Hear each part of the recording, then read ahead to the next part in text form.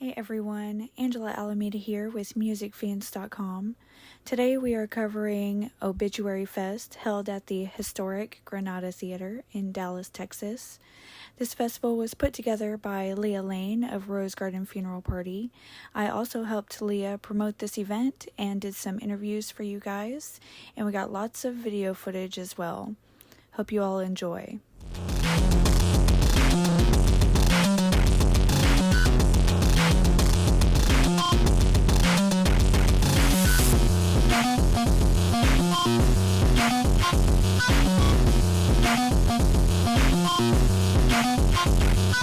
All right, here we are with Dawson Knowles from Lorelei K here at Obituary Fest at Granada Theater. I wanted to talk to you about your new song, Colder, that just came out. Tell me about some of your inspirations and like what it means to you. Sure. Colder, we recorded a couple of years ago, and it was just sort of a love letter that I wrote at the time. We really wanted to go into a darker, more dark wave sound that was still influenced by shoegaze and sort of alternative pop. The inspirations came from all over the place, and I'm really happy with how the track came together. It was really cool, and it features my guitarist Mills at the beginning of the track, and I just think it's beautiful. I'm really happy with how the single came together. I watched the music video and Nice. I really liked the imagery and everything of the video. It was kind of dark and spooky, but also just kind of like ethereal and Sure, ethereal, romantic. Mhm. That's kind of the Yeah. vibe we shoot for a lot of the time. I saw recently that you were featured in the East Dallas Advocate magazine, and I was reading the article, and it told a really interesting story about where the name of your band came from. It kind of talks about the story from like the 1800s of this girl named Lorelei who jumped off a cliff and fell to her death, and then later a poem was written about it, and then they made a statue of her. And so tell me more about that and like why you decided to use that as your name. Sure, yeah. I love the mythology of it, and it was just a striking thing to learn about whenever I was 16 years old. It was a really long time ago that I learned about the lore of Lorelei, and I just always thought that the name had a nice ring to it, and it's just dark and poetic and kind of heartbreaking, which kind of matches up with our music pretty well. Yeah, I thought that was a really interesting story. Yeah. Normally, bands are like, well, I just thought it was cool, but Sure. It's like a little deeper than that, for sure. That's very interesting. Last question. Whenever Leah came to you about playing Obituary Fest, what was your reaction? Of course, like super honored and grateful to have been asked, because this stage is so beautiful and it sounds amazing in here. And I actually played Granada once whenever I was still a solo musician a long time ago, like back in 2018. It's really nice to be back here performing with my full band this time and just showing how much progress we've made as a group. I'm definitely looking forward to your performance, Thank you. and I'm sure everyone's going to love it. And then is there like any last thing you would like to shout out really quick, or your social media? Of course, yeah. We're on all social media. On Instagram, we're Lorelei K, but the O is a 0. And just be sure to stream our new single, Colder, and watch the music video for it too. We're really proud of how it came together. So that's my number one thing right now. All right. Well, thank you so much for talking with me today. Absolutely. And have a great show tonight. Thank you. You're welcome. Now we are here with A Starry Night. You just released new music, a brand new album, Resolution of Happiness. Absolutely. Can you tell me about it and like what your inspirations were and what it means to you? I think for the most part, Resolution of Happiness was breaking out of a mold that we were kind of in. We were kind of like dancing around, in our goth phase, but I think we kind of broke out of that with this album itself. The people that have written us up and spoke about us, including yourself, kind of mentioned that it's very like 90s alternative driven, which is a great thing. I mean, we love the goth scene, and we're very, very thankful for the goth scene in general, but it was cool to have different dynamics that other genres are like, grabbing a hold of and saying, hey, yeah, this is kind of alternative, this is that, this is this. It feels nice. You also just released a new music video for Tongue Tied Galore. Can you kind of talk about your like process behind the music video, what your inspirations were for that? For the most part, it was us just fucking around. You know, we wanted to do something that was organic. You know, we got invited to perform at the Red Party, so we captured a lot of that. We're in love with Sean Templer and his wife Mandana. They throw all the cool parties in New York City, so we definitely wanted to gravitate towards that and give a little bit of love to our city, Miami. There was a venue called Churchill's that closed down, so in the video you could see us goofing around and kind of like acting like the Muppet Babies, if you will, in front of the venue, goofing around and walking around. What was the New Jersey festival that we played? That was Dark Force. Yeah, Dark Force. Captured us, you know, goofing around over there as well, and yeah, just being silly. Very cool. Not so gloomy, you know? What kind of music do you have on heavy rotation lately? Lately, I have been getting heavily into a new band called Bad Nerves.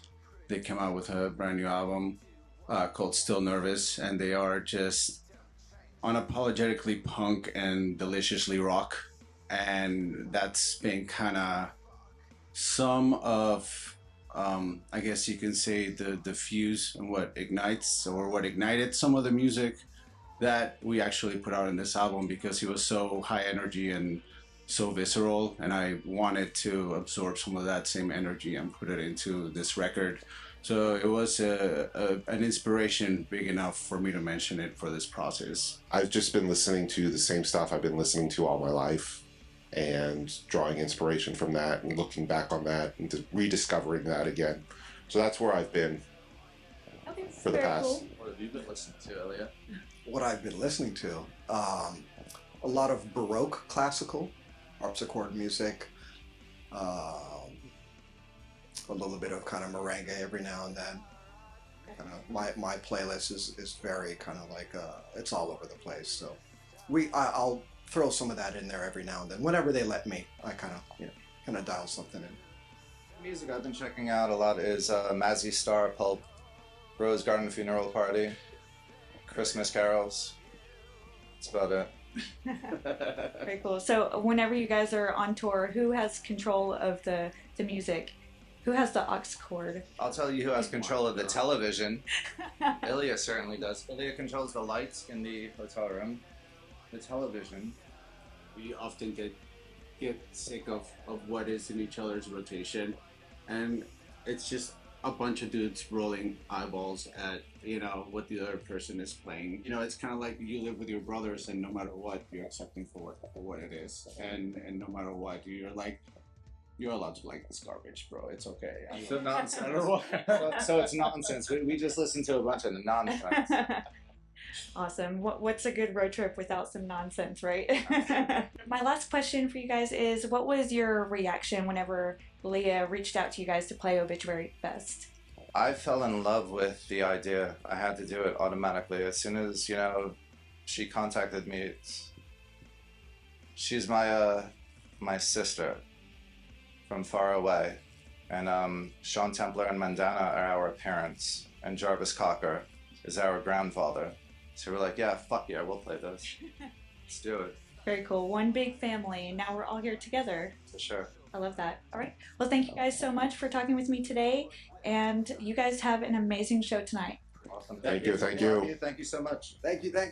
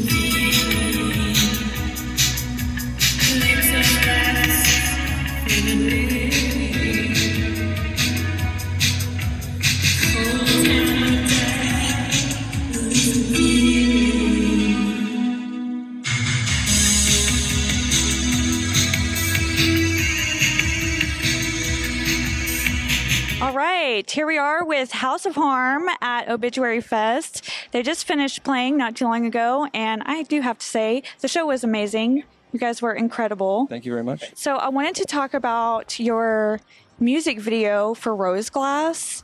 I thought it was really interesting because you're like in the middle of this flea market. It's like people walking around and stuff. And tell me about like your inspiration and like where that idea came from.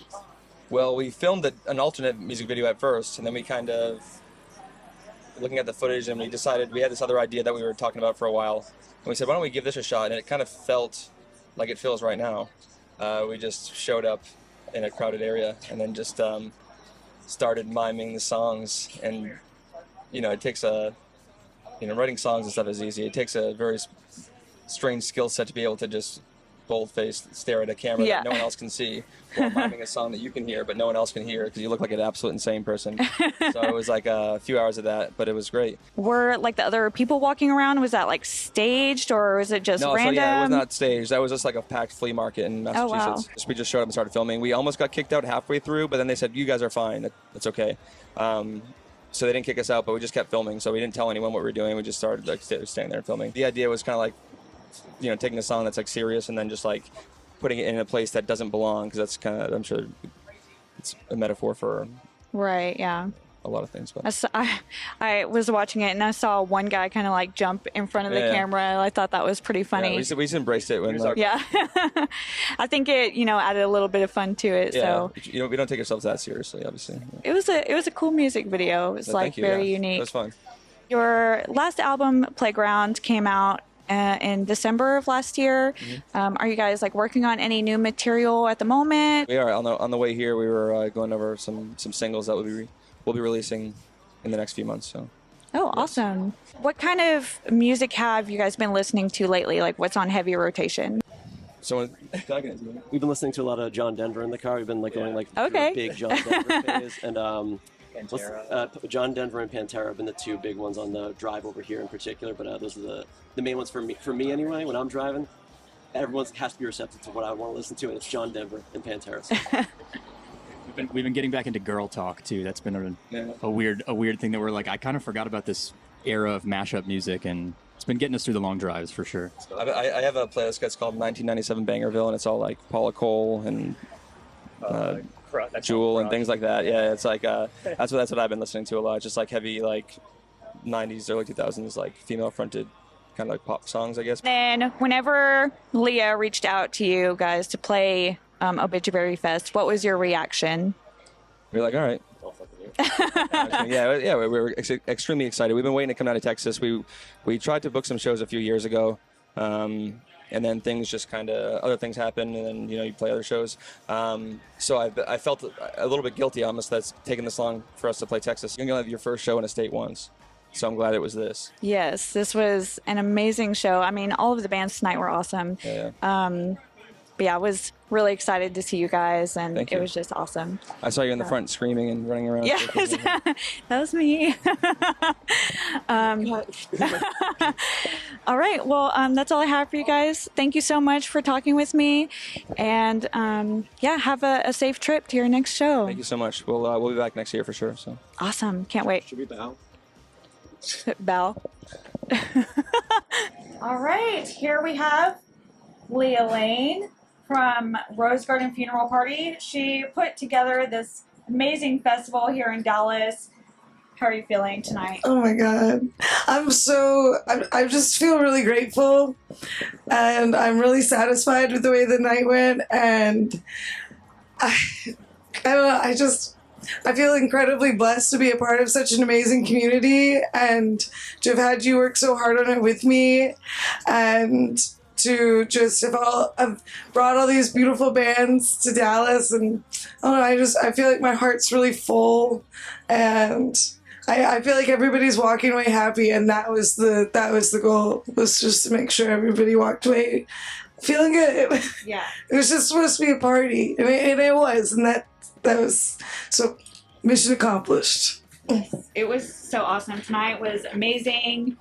I had a great time. Good. Had an amazing time. All of the bands were amazing. Like, you did an incredible job Thanks. putting everything together, and I feel like we could really use more people like you in the scene who are so passionate and just love music and building the community so much. It's really important. So we want to thank you for putting on this amazing festival and bringing everyone together. Oh, thank you. I mean, that's the whole goal of music and community for me. It's like my favorite part about being a musician is that I get to create an environment where people can come together and agree on something, and have like kind of a moment of peace and togetherness and camaraderie and compassion for one another. And I'm glad that was in the room tonight. So yeah. Yeah, that's so amazing. So thank you. We definitely will look forward to Obituary Fest next year. Absolutely. Obituary Fest 2025. It's going to happen. Yes. Absolutely. Awesome. Well, thank you so much again. Thank you for talking with me tonight. Thank you for everything. Yes. And yeah, I'll see you around. All right. See you around. Oh. Hi, hello, and good night.